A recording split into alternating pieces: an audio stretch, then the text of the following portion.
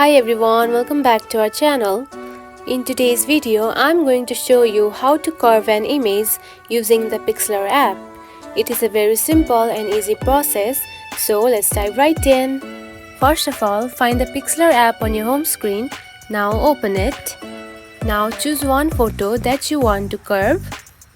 After choosing the photo, here you can find the option of Tools. Simply select it. Now here you can find the option of Rotate. Go ahead and tap on it.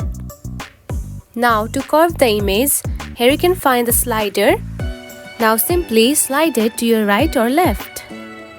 Just like this. Now you can see the picture has been curved. Now curve the picture however you like to curve it. After that, simply tap onto the check mark. And that's it. This is how you can curve an image in the Pixlr app. It is a very easy process, right? If you found this video helpful, don't forget to like and subscribe for more tips. Thanks for watching.